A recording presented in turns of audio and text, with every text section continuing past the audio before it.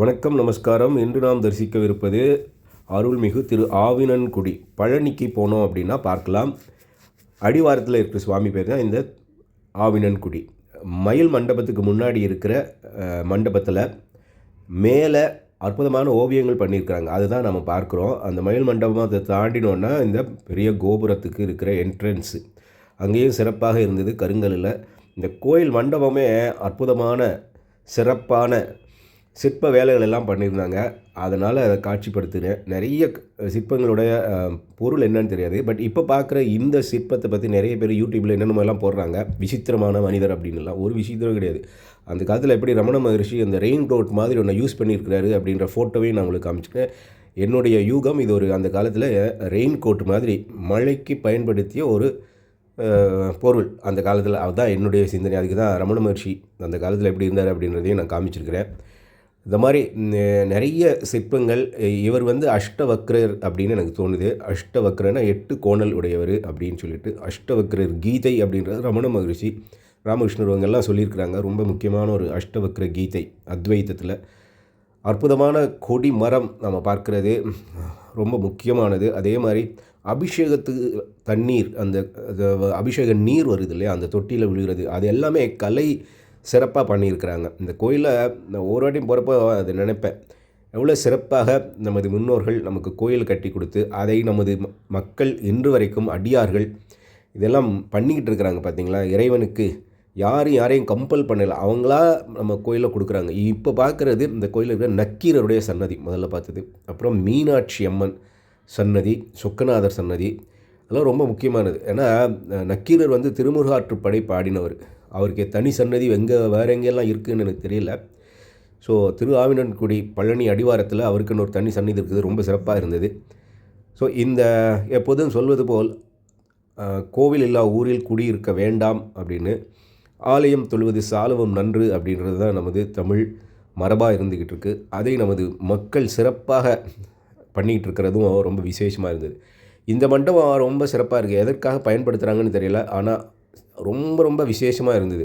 அந்த ஆர்கிடெக்சர், அந்த டிசைனிங் சிறப்பாக இருந்தது. பாருங்கள் நீங்களே எப்படி இருக்குது அப்படின்னு சொல்லிட்டு. நமது சிந்தனைகள் கல்லிலே கலைவண்ணம் கண்டான் அப்படின்னு சொல்லி அப்படியே பிளைட்டாக அதை பில்லராக விட்டுருக்கலாம், பில்லர் தானே அப்படின்னு சொல்லிட்டு. ஆனால் அதுலேயும் ஒரு டிசைன் போட்டு அதுவும் அற்புதமாக டிசைன் பண்ணியிருக்காங்க. பார்த்தீங்களா, இதுதாங்க நம்ம எது பண்ணாலும் சூப்பராக பண்ணணும் அப்படின்னு சொல்லுவாங்க இல்லையா, செய்யும் தொழிலே தெய்வம் அப்படின்னு சொல்லிட்டு, அதில் திறமை காண்பது அப்படின்னு சொல்லிட்டு. அந்த மாதிரி நமது முன்னோர்கள் நமக்கு கோயிலை கட்டி கொடுத்துருக்குறாங்க. அதை நம்ம பாதுகாக்கிறது.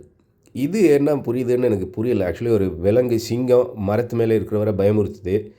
அது என்ன புராண கதை என்னன்னு எனக்கு தெரியல. பக்கத்துலேயே அந்த புலியை சிங்கத்தை ஒருத்தர் அம்பு வில்லு வச்சு அடிக்கிற மாதிரி. இந்த புராண கதை என்னன்னு தெரிஞ்சால் சொல்லுங்கள். இந்த மரத்துக்கு கீழே தான், நெல்லி மரம், அந்த மரத்துக்கு கீழே தான் அந்த சிலையை பார்த்தேன். என்ன விசேஷம்னு தெரியாது. கோவில் அப்படின்னு இருந்தால் நிறைய பேருக்கு வியாபாரம் உண்டுங்க.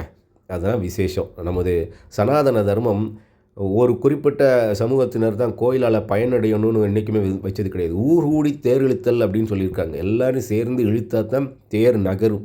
ஒரு குறிப்பிட்ட ஜாதியர் தான் இழுக்கணுன்னா அது தேர் நகராது. அது திருவிழாவும் கிடையாது. அதனால் ஒரு ஊரில் கோயில் இருக்குன்னா அதனால் பயனடைகிறது அத்தனை ஜாதியும் தான். நல்லா புரிஞ்சுக்கணும். எல்லோரும் எல்லா வேலையும் பண்ண முடியாது. அந்த மாதிரி ஒரு வியாபாரம் பாருங்கள் எப்படியெல்லாம் நடந்துகிட்டு, என்னென்ன வியாபாரம் நடந்துக்கிட்டு இருக்குன்னு பாருங்கள். பழனிக்கு போனாலே கொய்யா பழத்தை எப்போதுமே பார்க்குறது உண்டு. அது மட்டும் இல்லாமல் பஞ்சாமிர்தம் அதெல்லாம் பண்ணுறவங்க எந்த ஜாதிக்காரங்க அப்படின்லாம் நம்ம கேட்குறோம். பிரசாதமாக வாங்கி சாப்பிட்டுட்டு போயிட்டே இருக்கிறோம் இல்லையா. இதுதாங்க சிறப்பு. அந்த மாலை கொடுக்குறாங்க, அந்த மாலையை கொண்டு போய் புஷ்பம் கொடுக்குறாங்க. அதை கொண்டு போய் கொடுக்குறப்போ எந்த ஜாதியெல்லாம் கேட்குறோம், இது கிடையாது. இது பாருங்கள், எத்தனை பேருக்கு ஓவியம் வரைதலில் சிறப்பான வேலை கிடைச்சிருக்குன்னு பாருங்கள். பழனி அடிவாரத்தில் இருக்கிற மலையில் ஏறுறதுக்கு முன்னாடி இருக்கிற பிள்ளையார் மண்டபத்துக்கு முன்னாடி இருக்கிற மண்டபத்தில் மேலே சிறப்பாக அதி சிறப்பாக இருந்தது. இதெல்லாம் பார்க்குறதுக்கு 1000 கண் வேணும்னு சொல்லுவாங்களே, அந்த மாதிரி அதி அற்புதமாக இருந்தது அந்த மண்டபம் மேலே இருந்த இதெல்லாம். ஸோ இப்போ நம்ம அடிவாரத்துக்கு முன்னாடி இருக்கிற பிள்ளையாருக்கு முன்னாடி நின்று தான் எடுத்துக்கிட்டு இருக்கேன். அந்த ரைட் சைடில் இருக்கிறது மீனாட்சி கோயில். அது கொஞ்சம் புதுசாக இருந்தது. ரொம்ப வருஷத்துக்கு முன்னாடி அது இருந்தது கிடையாது. நான் அதை சரியாக கவனிச்சிருக்க மாட்டேன். இப்போ தான் அதை கவனிக்கிறேன். ஸோ லெஃப்ட் சைடில் தான் அந்த மொபைல் செப்பல் கவுண்டர்லாம் இருக்குது. முன்னாடி இது வழியாகவே நம்ம போக முடிஞ்சுது, மேலே ஏற முடிஞ்சுது. நான் லாஸ்ட் டைம் போனப்போலாம். பட் இந்த வாட்டி ஒரு வாரத்துக்கு முன்னாடி நான் போயிருந்தப்போ நேராக ஏற முடியலை ஆக்சுவலி.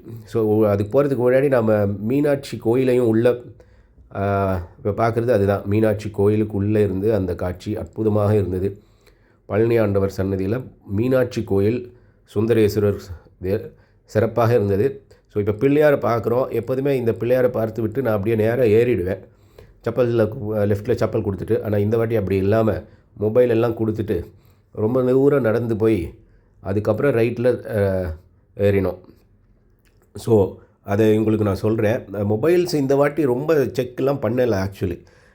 ஏன் சொல்கிறேன்னா, மேலேயே மலையை நான் கொடுத்துட்டு போயிட்டேன்.